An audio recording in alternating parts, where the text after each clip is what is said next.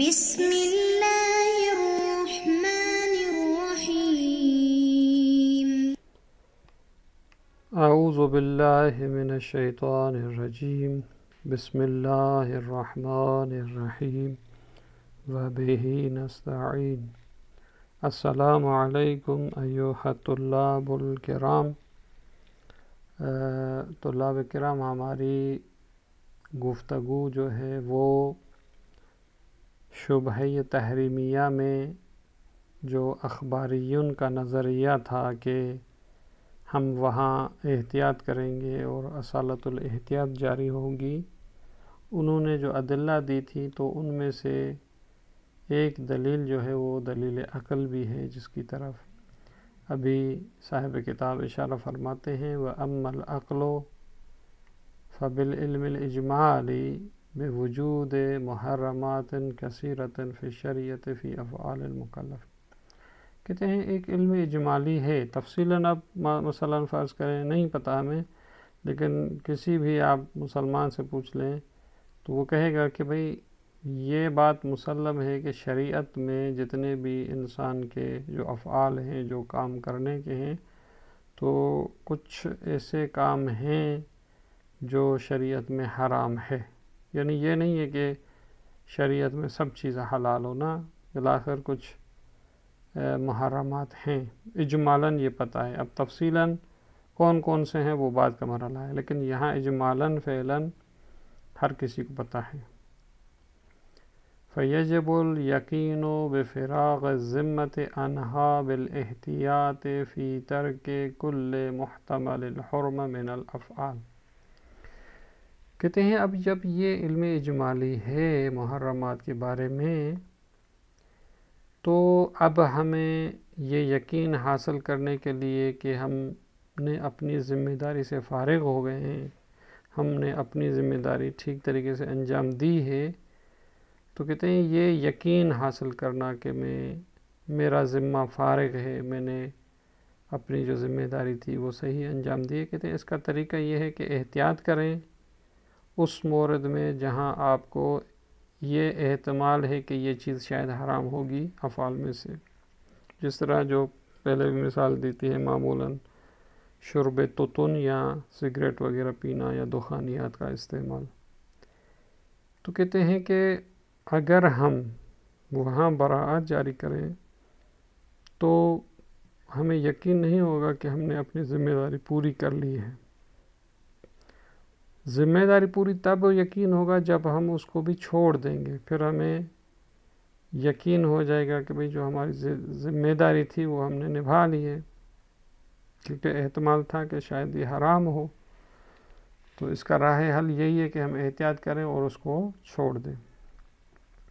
تو لہٰذا یہاں پر جو ہے وہ احتیاط جاری کی جائے گی شبہ تحریمیہ میں، کیونکہ عقل بھی یہی کہتا ہے کہ آپ کو یقین بفراغ تب حاصل ہوگا جب آپ اس مورد کو جو ہے وہ ترک کر دیں گے یا اس میں احتیاط کریں گے. اس کا جواب جو اس کے مخالف نظریے والے ہیں انہوں نے دیا ہے وقد اجاب محقق الاصولیین عن ذلك، یعنی اس استدلال سے علم اصولین کے جو علماء کے جو محققین ہیں انہوں نے جواب دیا ہے بأجوبۃ، مختلف جواب دیے ہیں جو متقاربۃ اللہجہ، جتنے بھی جواب دیے گئے ہیں وہ تقریباً ایک ہی طریقے کے ہیں یا ان کا جواب تقریباً ایک ہی ہے. مرجعها، اور اس کا جواب کا جو ماحصل ہے وہ یہ ہے کہ ہم آپ کی بات مانتے ہیں کہ علم اجمالی ہے محرمات کے بارے میں، لیکن یہ علم اجمالی جب منحل ہو جائے یعنی ختم ہو جائے تو پھر جو ہے وہ یقین بفراغ ذمہ کی بات ہی نہیں آتی. یہ یقین بفراغ ذمہ کی تب بات آتی ہے جب آپ کو علم اجمالی برقرار رہے. لیکن کہتے ہیں مرجعها الى انحلال العلم الاجمالی، یہ علم اجمالی ختم ہو جاتا ہے، منحل ہو جاتا ہے بالمحرمات المتیقنہ. کیوں؟ اس لیے کہ ہم جب شریعت میں مراجعہ کرتے ہیں تو کچھ تو ایسے افعال ہیں جو حرام یقینی ہیں. مثلا زنا جو ہے وہ حرام یقینی ہے، جھوٹ بولنا حرام یقینی ہے، شراب پینا حرام یقینی ہے. تو کہتے ہیں آہستہ آہستہ جب ہم شریعت میں دیکھتے ہیں تو کچھ تو محرمات یقینی ہیں وہ بھی نکل جائیں گے. وَبِمَا ثَبَتَتْ حُرْمَتُهُ بِالطُّرُقِ وَالْأَمَارَاتِ الشَّرْعِيَّةِ. اسی طریقے سے وہ محرمات جو امارات شرعیہ یا طرق شرعیہ سے حرام قرار دیے گئے ہیں، جس طرح خبر واحد کسی طرح کے قائم ہو جائے کہ یہ چیز حرام ہے، تو یہ بھی ختم ہو جائیں گے. کہتے ہیں جب یہ محرمات یقینیہ اور محرمات ظنیہ جب جو ظن خاص ہو نکل جائیں تو وَيَكُونُ الشَّكُّ بِنِسْبَةِ إِلَى بَاقِي الْأَطْرَافِ بَدْوِيًّا. باقی جو شک دوسرے چیزوں میں ہوگا وہ شک ابتدائی ہے، یعنی علم اجمالی یہاں سے ختم ہو گیا. تو لہذا جب علم اجمالی ختم ہو گیا اور یہ شک بدوی ہے تو وہاں پر ثابت کیا گیا ہے کہ شک بدوی میں جو ہے وہ براءت جاری کی جائے گی، احتیاط کرنے کی ضرورت نہیں ہے. بس لہذا آپ یہ احتیاط کی بات کر رہے ہیں یہ تب ہوگی جب علم اجمالی موجود ہو، کہ جب علم اجمالی ہی منحل ہو گیا تو احتیاط کی بات بھی ختم ہو جاتی ہے. صاحب کتاب بھی اسی جواب کی دوسرے طریقے سے بیان کرتے ہیں. وَتَقْرِيبُ هَذَا الْجَوَابِ أَنَّ هَذَا الْعِلْمَ الْإِجْمَالِيَّةِ. کہتے ہیں اس جواب کی تقریب اس طرح سے ہے کہ یہ جو علم اجمالی ہے آپ کے جواب میں تھا کہ پہلے سے حاصل ہے، لیکن میں کہتا ہوں کہ یہ جو ہے مقارن حصولہ للعلم التفصیلی ببعض المحرمات الیقینیہ. یعنی جیسے ہی بعض محرمات یقینیہ کا آپ کو علم تفصیلی ہوتا ہے جب شریعت میں مراجعہ کرتے ہیں، اور علم تفصیلی ہوتا ہے بعض محرمات یقینیہ کا، یا وہ محرمات کے ثبتت حرمتہ جن کا حرام ہونا ثابت ہوا ہے بالطرق والامارات الشرعیہ. وہ امارات شرعیہ اور طرق شرعیہ جو ہیں ان کے ذریعے سے، جس طرح خبر واحد ہو گئی، اجماع ہو گیا، جتنے ہم پڑھ کے آئے تھے کہ المنزلۃ منزلۃ الواقع عند الشارع، یہ ایسے امارات شرعیہ ہیں جو نازل منزل یہ واقع ہیں عند الشارع. گویا کہ یہ نازل منزل علم ہیں، کیونکہ جو ظن خاص ہے وہ گویا کہ جو ہے وہ علم اور یقین کی طرح ہے. تو جب ان کے بارے میں علم تفصیل ہوا تو اس کے ساتھ ساتھ ایک علم اجمالی بھی اس کے ساتھ مقارن تھا. اور بل انما نشأ هذا العلم الاجمالی من ناحیت تلک المحرمات التفصیلیہ ومؤیدات الطرق والامارات. بلکہ یہ جو علم اجمالی ہے محرمات کے بارے میں وہ اسی محرمات تفصیلیہ کے ساتھ ہی ہے، اسی سے نکلا ہے. جو محرمات تفصیلیہ ہیں یا جو طرق شرعیہ اور امارات شرعیہ کی جو مدلول اور معدہ ہے اس کے ساتھ جو ہے یہ علم اجمالی ہے. لیکن یہ پھر دوسرے مرحلے میں جب علم تفصیلی ہو جاتا ہے تو فہو ینحل بہا، یہ خود علم اجمالی ان محرمات تفصیلی کی جب ساتھ ہے تو ان کے واضح ہونے سے پھر علم اجمالی بھی جو ہے وہ منحل ہو جاتا ہے. وَيَكُونُ الشَّكُّ فِي بَعْضِ أَطْرَافِ الْأُخَرِ بَدْوِيًّا. باقی جو کچھ اطراف بچتے ہیں، کچھ موارد بچتے ہیں، تو ان میں اگر شک ہو بھی صحیح تو یہ شک بدوی ہے، اور وہاں جو ہے شک بدوی میں براءت جاری ہوتی ہے. لہذا یہ آپ کی دلیل جو ہے وہ ناتمام ہے.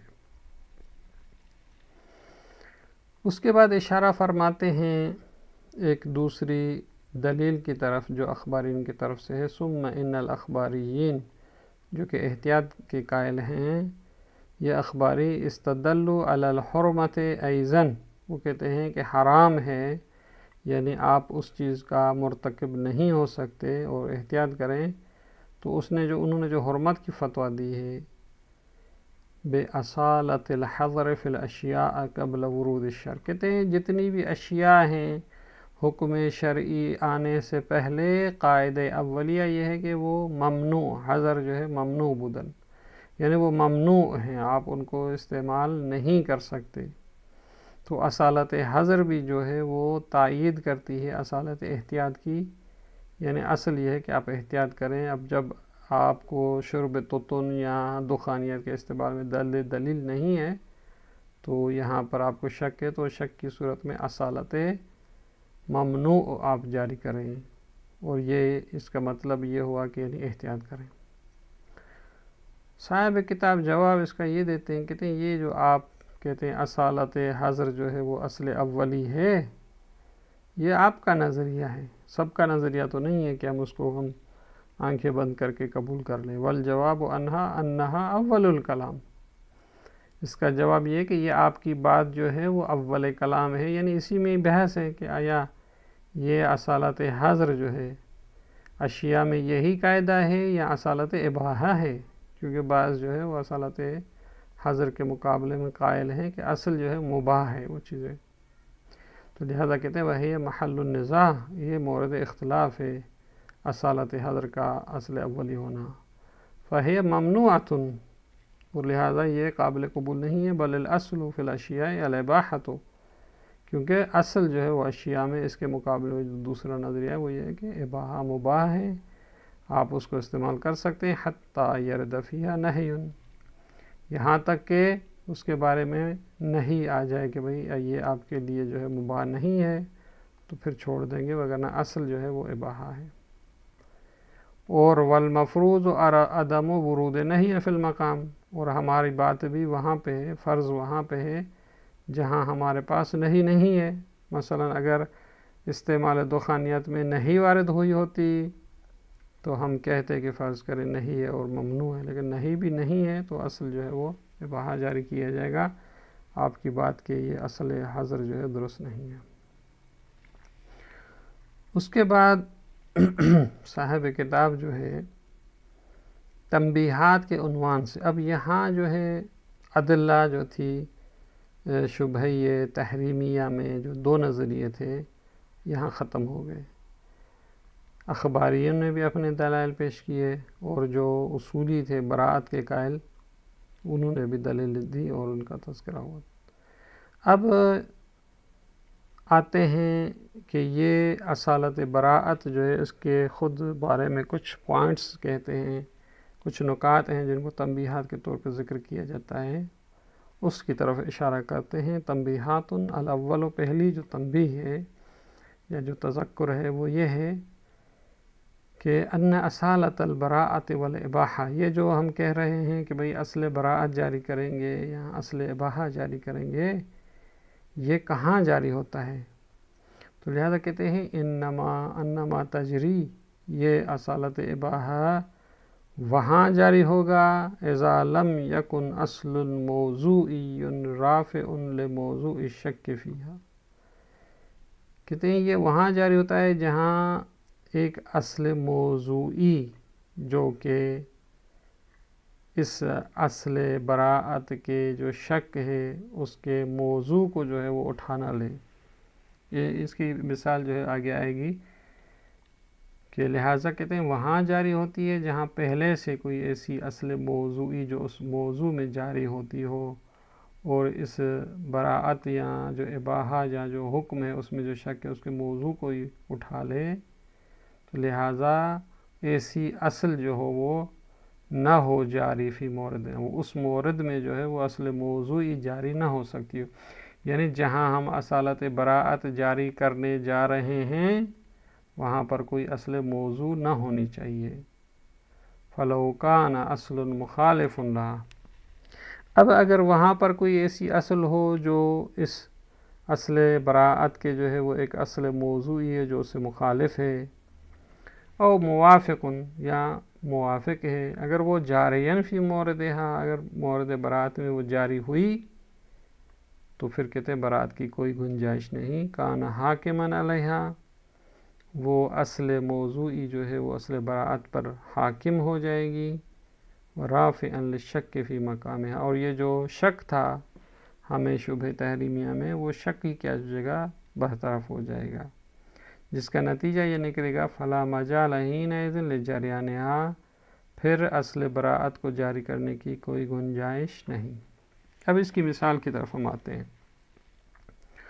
فلو شک مثلا فی حلیت لحم حیوان، اب ہمیں شک ہوتا ہے کہ یہ جو ایک حیوان کا گوشت ہے حلال ہے یا حلال نہیں ہے، لیکن یہ حلال اور حرام ہونے سے مع الشک فی قبولہ للتذکیہ، ساتھ میں یہ جو ہم شک کر رہے ہیں کہ حلال ہے یا نہیں، اس کے ساتھ یہ بھی شک ہے کہ آیا یہ ایسا جانور ہے جو ذبح ہونے کو یا تزکیے کو قبول کرتا ہے، جس طرح مثلا بکری جو حلال گوشت جانور ہوتے ہیں جن کو تزکیہ کیا جاتا ہے، آیا یہ ان جانوروں میں سے ہے یا ان جانوروں میں سے ہیں جو قبول تزکیہ نہیں کرتے، جس طرح مثلا کتا جو ہے یا جو حرام گوشت جانور ہوتے ہیں ان کو اب اگر ذبح بھی کریں تب بھی حلال نہیں ہوں گے، تزکیہ قبول نہیں کرتے.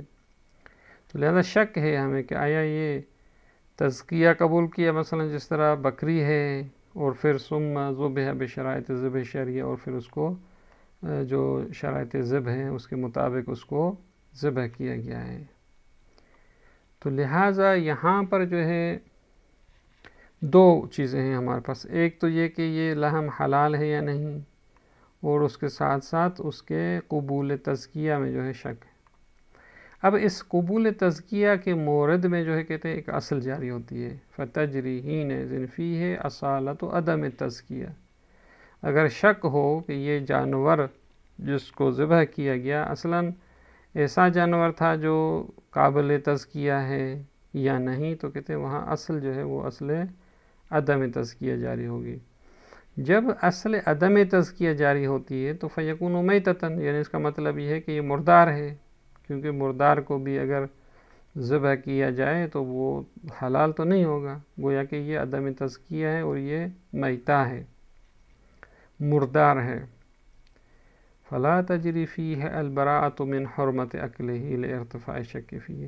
لہذا اب یہ جو شک تھا کہ یہ اس کا گوشت حلال تھا یا حرام تھا، کہتے اب یہ نوبت نہیں آ رہی، لہذا یہاں ہم اس کے گوشت کھانے کی جو حرمت ہے اس سے ہم براءت جاری کریں اور یہ کہیں کہ اس کا گوشت حلال ہے، کہتے ہیں کہ یہ جاری نہیں ہوگی لارتفاع شک فیہ، کیونکہ اب اس کے حرمت میں ہمیں شک ہی نہیں ہے، کیونکہ یہ یقین ہو گیا کہ یہ حرام ہے، کیونکہ یہ مردہ ہو گیا اصالت عدم تزکیہ کی وجہ سے.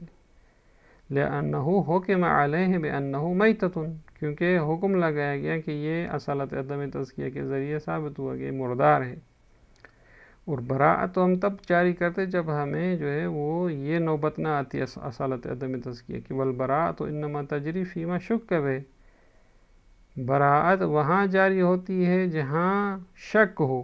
اب یہاں اصالت عدم تزکیہ کی وجہ سے اس میں شک ختم ہو گیا ہے، بلکہ یقین ہو گیا ہے کہ یہ مردار ہے. مردار جب یقین ہو گیا تو پھر جو ہے وہ اصالت براءت کی نوبت نہیں آتی.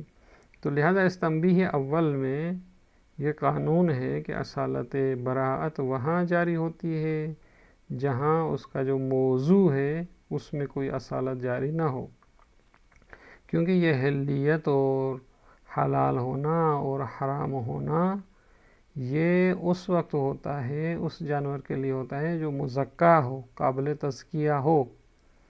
پھر ہم کہتے ہیں مثلا جس طرح بکری ہے، پتہ ہے کہ یہ جو ہے قابل تزکیہ ہے، اس کے بعد شک ہو کہ آیا اس کو شرائط شرعی سے ذبح کیا گیا تھا ہمارے لیے حلال ہو یا نہ، تو کہیں گے حلیت جاری ہو سکتی ہے. لیکن اصلاً اس کے قبول تزکیہ میں ہی شک ہو کہ یہ بکری تھی یا مثلا جو ہے وہ خنزیر تھا، تو کہتے ہیں پھر اس صورت میں جو ہے وہ اصالت حلیت یا براءت از حرمت جو ہے جاری نہیں ہو سکے گی. اب اس کے بعد ایک دوسری بات جو ہے تنبیہ ہے، انشاءاللہ اس کو جو ہے وہ اگلے جلسے میں. السلام علیکم ورحمۃ اللہ وبرکاتہ.